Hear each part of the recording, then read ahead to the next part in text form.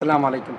আমি মোহাম্মদ রেজাল হলাদার আপনাদের সাথে আছি। সুপ্রিয় দর্শক, রাজনৈতিক বিশ্লেষণে আপনাদের স্বাগতম। আজকে আমরা যে বিশ্লেষণ করব, যে কনটেন্টটা আপনাদের জানাতে যাচ্ছি খুবই গুরুত্বপূর্ণ। তখন ছিল শেখ হাসিনার ট্রাম 2013 5ই মে। একটা বাংলাদেশের কালো অধ্যায় এবং একটা ঘটনাবহুল বাংলাদেশের বিশাল একটা ষড়যন্ত্রমূলক যে ঘটনা ঘটেছিল শাপলা চত্বরে। আপনারা জানেন যে বাংলাদেশের মাদ্রাসার এবং সাধারণ মানুষের ছাত্র জনতা মিলে একটা আন্দোলন করেছিল। সেই আন্দোলনটা ছিল যে তৎকালীন সরকারকে ক্ষমতা থেকে নামানোরও একটা আন্দোলন বলতে গেলে, এবং তারা মুসলমানের পক্ষে একটা আন্দোলন করেছিল। আসলে রাজধানীর শাপলা চত্বরে 2013 সালের 5ই মে হেফাজতে ইসলামীর সমাবেশে নিহতরা সূর্য সন্তান বলে মন্তব্য করেছেন বাংলাদেশ খিলাফত মজলিসের আমির মাওলানা মামুনুল হক। তিনি বলেছেন, আগামীর রাজনীতি শাপলার চেতনাকে ধারণ করেই গড়ে উঠবে। 2013 সালে যারা শাহাদাত বরণ করেছেন তারা এই বাংলার সূর্য সন্তান। তাদের আত্মত্যাগ নতুন প্রজন্মকে সত্য ও ন্যায়ের পথে উদ্বুদ্ধ করবে। আসলে ওই ঘটনাটা ছিল খুবই ভয়াবহ, এবং তৎকালীন সরকার এই জনতাকে তারা যেভাবে মানে পিটিয়ে এবং মেরে জটটা সরিয়েছে তা খুবই দুঃখজনক এবং চোখে পানির মতো পড়ার মতো একটা ঘটনা। দেখেন, তখন বাংলাদেশের প্রেক্ষাপট এবং রাজনৈতিক প্রেক্ষাপট ছিল ভয়াবহ, এবং ভারতীয়রা বাংলাদেশকে দখল করার অবস্থায় ছিল। বলতে পারেন যে তখন ভারতের দখলেই ছিল বাংলাদেশ। আজকে আমরা সেই 2013 সালে 5ই মের শাপলা চত্বরের ঘটনাকে, যেটা আমরা হেফাজত ইসলামের আন্দোলন বলে আমরা আখ্যা দেই, সেই ঘটনাকে সুন্দরভাবে আপনাদের সাথে আজকে উপস্থাপন করব বা বিশ্লেষণ করব। ভিডিওটি সম্পূর্ণ দেখবেন। ভিডিওর শেষে রয়েছে কিছু চাঞ্চল্যকর তথ্য, যা আপনাদের যদি প্রথমবার আমি দিতে যাচ্ছি, এবং আপনাদের শুনলে খুব অবাক করার মতো একটা ঘটনা। যাই হোক, আগে দেখি এই শাপলা চত্বর সম্পর্কে মামুনুল হক কী বলেছেন, তারপর আপনাদের সেই কালো অদ্দার ঘটনাটা আপনারা একটু পরে বলছি।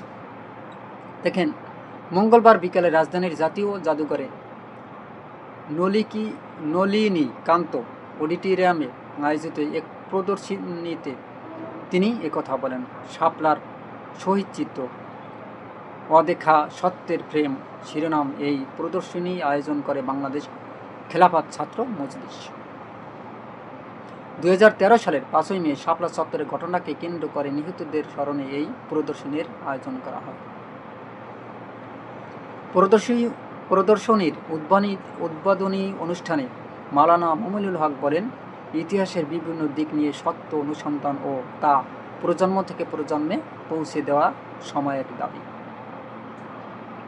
মামুনুল হক বলেন, সেদিন সরকার বা আইনশৃঙ্খলা বাহিনীর যে প্রস্তুতি ছিল তাতে বোঝা যায় এটি পরিকল্পিত হত্যাকাণ্ড।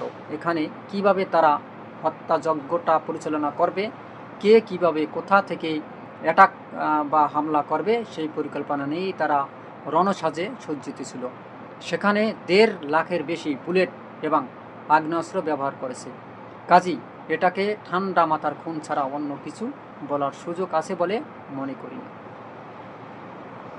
সেদিনের ঘটনাকে কেন্দ্র করে হেফাজত ইসলামের পক্ষ থেকে মানবতা বিরোধী অপরাধ ট্রাইব্যুনালে মামলা করা হয়েছে বলে জানান মামুনুল হক। তিনি বলেন, ট্রাইব্যুনালের চিফ প্রসিকিউটরের নেতৃত্বে যাবতীয় তথ্য প্রমাণ জমা হয়েছে। তারই পরিপ্রেক্ষিতে বর্তমান চিফ প্রসিকিউটর বলেছেন, ঢাকাতেই সেদিন 32 জনকে হত্যার প্রমাণ তাদের কাছে রয়েছে। দেখেন, ঢাকাতেই 32 জনকে হত্যা করা হয়েছে, এরকম প্রমাণ মামুনুল হকের কাছে আছে। এই ঘটনার জন্য সাবেক প্রধানমন্ত্রী শেখ হাসিনা ও তৎকালীন প্রশাসনের শীর্ষ পর্যায়ে থাকা সবার দৃষ্টান্তমূলক শাস্তি চান মামুনুল হক। সেদিন ঘটনায় নিহতদের রাষ্ট্রীয়ভাবে শহীদ হিসাবে স্বীকৃতি দেওয়ার দাবিও জানান তিনি। সংরক্ষিত নারী আসনের সংসদ সদস্য সানজিদা ইসলাম তুলি এ পরিদর্শন করেন। পরিদর্শন শেষে তিনি বলেন, 5ই মে কত বড় হত্যাযজ্ঞ যে ঘটনা ঘটছে তার ডকুমেন্টেশন রাখার মতো অবস্থাও ছিল না। সবাই তা দেখছে। এরকম ঘটনা শুধু ক্ষমতায় থাকার জন্য 5ই মে থেকে 2024 সালের 5ই আগস্ট পর্যন্ত লাগাতার চলছে। 5ই মে এর সংখ্যাটা ব্যাপক। শাপলার ঘটনাকে ঘিরে যে আলোচনা ও গবেষণা হচ্ছে তা সত্য উদ্ঘাটনের জন্য গুরুত্বপূর্ণ বলে উল্লেখ করে সানজিদা ইসলাম তুলি বলেন, আমরা চাই সত্য সামনে আসুক এবং বিচার প্রতিষ্ঠিত হোক। ছাত্র মজলিসের কেন্দ্রীয় সভাপতি মোহাম্মদ আব্দুল আজিজের নেতৃত্বে উদ্বোধনী অনুষ্ঠানের সম্পন্ন হয়।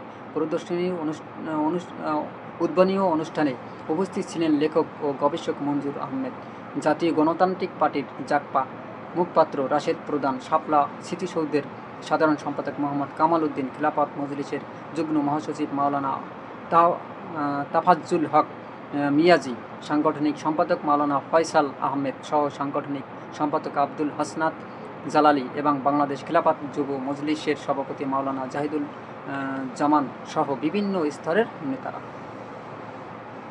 প্রদর্শনীতে সেদিন হামলা, আহত, নিহতদের ছবি, নিহতদের নাম পরিচয় সহ দেয়াল ফেস্টুন, আলোকচিত্র এবং তথ্যচিত্র প্রদর্শন করা হয়।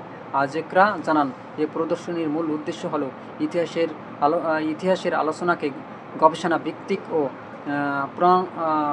প্রমাণ নির্ভর করা, পাশাপাশি নতুন প্রজন্মকে সচেতন ও চিন্তাশীল করে তোলা। আসলে সেই 2013 সালের এই যে 5ই মে যে ঘটনা ঘটেছে, আসলে আপনাদের সেটা একটা দুঃখের সাথে বলতে হয়। আপনারা জানেন, সারা বাংলাদেশের মানুষ জানে এবং সারা বাংলাদেশের মানুষ দেখেছে এবং সিসিটিভিতে কিছু ফুটেজ আছে এবং বাকিগুলো ফুটেজগুলো কেটে ফেলা হয়েছে। আমরা যতটুকু শুনতে পেরেছি যে সেখানে মানুষ প্রায় 10 লক্ষর মতো মানুষ সমবেত হয়েছিল এবং তাদের আন্দোলন ছিল একটাই, বাংলাদেশকে একটা মুসলিম রাষ্ট্রে গঠন করা।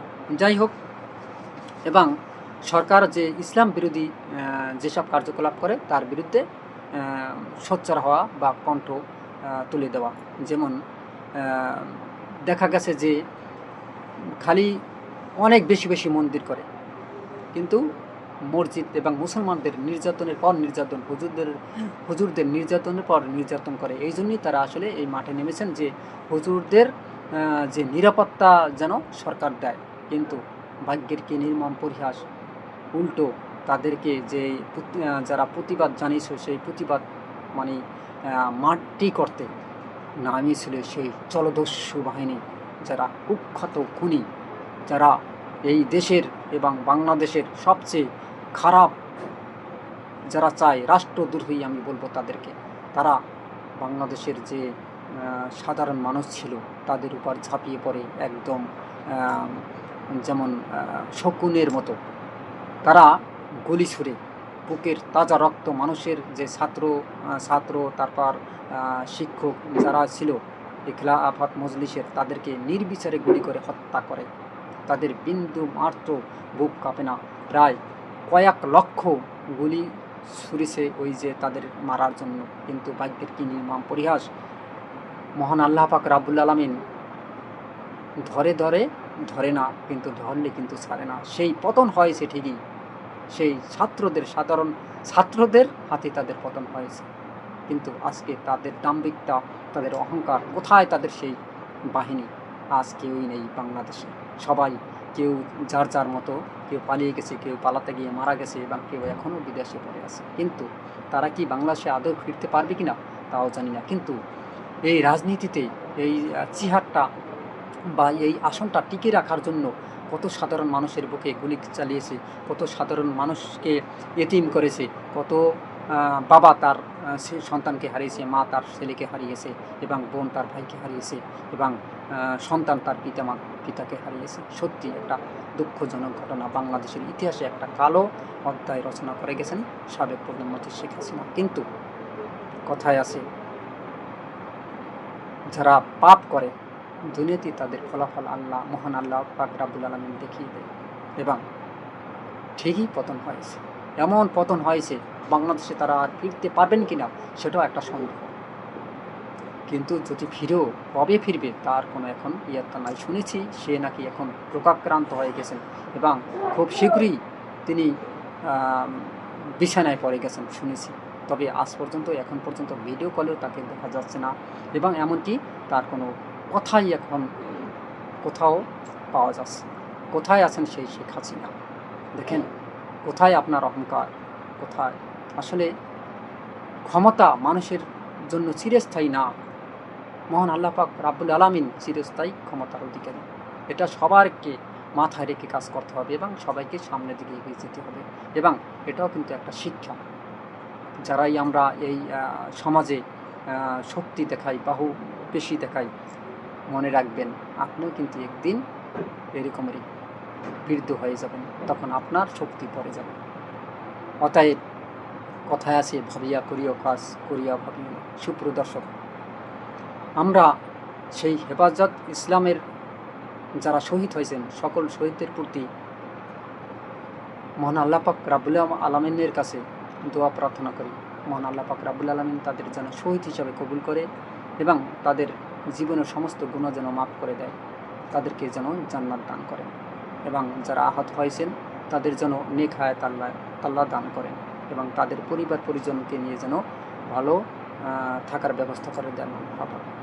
তাদের হয়তোবা আত্মত্যাগের বিনিময়ে আমরা এখনও এই বাংলাদেশে মুসলিম হিসাবে বসবাস করতেছি। এটা কিন্তু 90% লোকের একদম মুসলমানের একটা দেশ। এ দেশ কিন্তু মুসলিম কান্ট্রি 100% বলা যায়। সুপ্রিয় দর্শক, আপনারা কি মনে করেন? তারপরও মুসলমানদের উপর এত অত্যাচার, এত নির্যাতন, এটা আমরা সহ্য করব না এবং ভারতের যারা দালাল আছেন তাদেরকেও আমরা কোনোদিন সহ্য করব না। আমরা তাদেরকে যেভাবে হোক আমরা রুখে দিতে চেষ্টা করব, হয়তোবা কথার মাধ্যমে, ভিডিওর মাধ্যমে, লেখার মাধ্যমে, যেভাবে হোক তাদের প্রতিবাদ জানাবো। দেখুন, এটা আমাদের দেশ, আমাদের বাংলাদেশ, এখানে আমাদের অধিকার থাকবে, সেখানে ভারতের কেন অধিকার থাকবে? ভারতের কোনো নাক গালানোর কোনো প্রয়োজনই পড়ে না। যদি ভারত বেশি বাড়াবাড়ি করে, যদি তারা বাংলাদেশে নাক গলাতে চায়, তাহলে আমরাও ভারতের নাক গলানোর চেষ্টা করব, হয়তোবা টুডে অ্যান্ড টুমরো। সুপ্রিয় দর্শক, আপনারা কি মনে করেন? আজ এ পর্যন্তই। ভিডিওটি ভালো লাগলে RS বাংলা নিউজ 24-কে সাবস্ক্রাইব করবেন, বেল বাটন অন করুন এবং ভিডিওটি সবাইকে দেখার সুযোগ করে দিন, লাইক ও শেয়ার করে। আজ এ পর্যন্তই। আসসালামু আলাইকুম ওয়া রাহমাতুল্লাহি ওয়া বারাকাতুহু।